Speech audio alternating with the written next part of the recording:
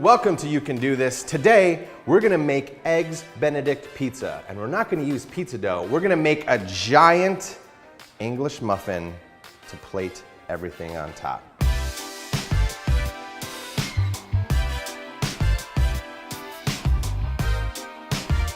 Why are we making a giant English muffin? I was at a restaurant, not to be named, and there's Eggs Benedict pizza. And I was like, what a novel idea. And they gave me pizza dough with some eggs and hollandaise on top. And I was like, this is not an Eggs Benedict pizza. Why is there not a giant English muffin? Missed opportunity.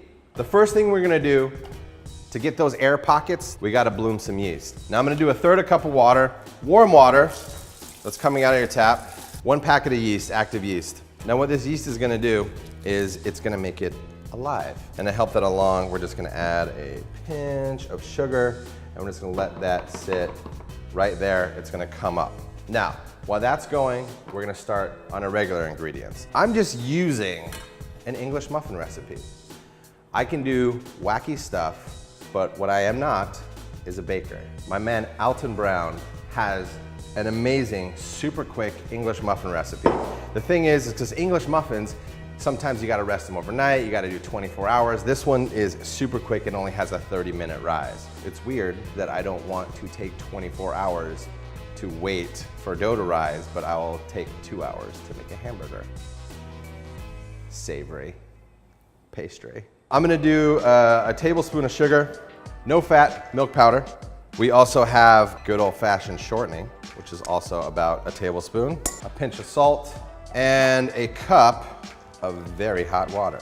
Water is gonna help the shortening melt and get us a nice thick sludge. And then right here, our yeast is coming up nicely. The yeast is going to provide air bubbles when we cook this thing. And those air bubbles are gonna be classic of an English muffin. When you rip it up, it has this very airy and pocketed inside. We are just going to mix that in.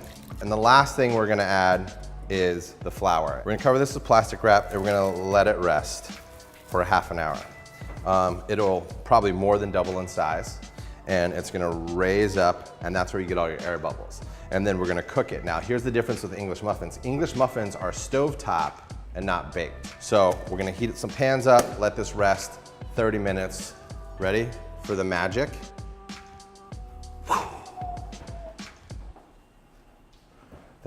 Okay, you were supposed to stay there. Here, now we go off. It has risen. Look at all these bubbles. I think the Spanish word for bubbles is babrujas. If Michael Jackson's gorilla or his monkey was named Bubbles, but it was like, no, this is my monkey, babrujas. Way better. So we're gonna add a pinch of salt back in here and then mix the batter together. Look at all those air holes.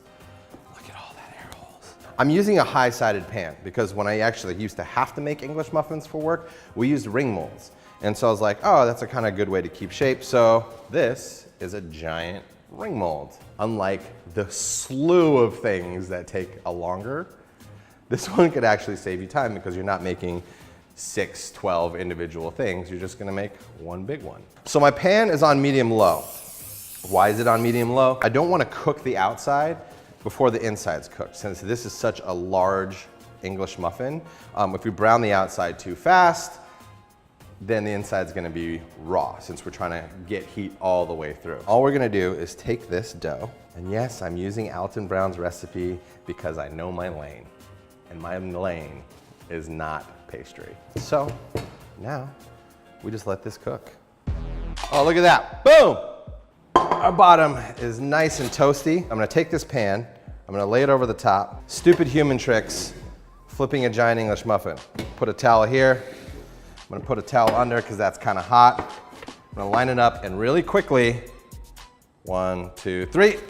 I'm gonna flip it over. Bang, giant English muffin. We're gonna take it out, we're gonna land it on our cooling rack, and we're just gonna let it sit. If you want comparison, here, from our local New York deli, who, despite what you tell them, cut everything in half, that is a regular English muffin. This is your giant English muffin. Going to carefully cut this in half. Boom. English muffin. So now we have our pizzas. We're gonna toast it. We put this in the oven, and then we bring in our ingredients for hollandaise. The eggs are gonna go in there. I got 4 yolks. So I'm stirring my eggs, got those going, whipping them up. We're using whole butter, we're not using clarified butter. We're gonna add some lemon juice, and then a pinch of cayenne. Beautiful, beautiful, beautiful, beautiful, beautiful, beautiful. Giant toasted English muffin. Our ham, and then our Florentine, our salmon, poached eggs, our hollandaise. We're gonna finish it with some chives. Ladies and gentlemen, that is an actual Eggs Benedict pizza.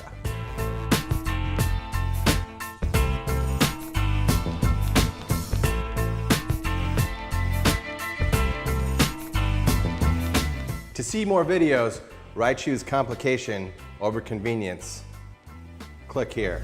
The grand finale, 16,000. This is 16,000 strands of hand-pulled cotton candy.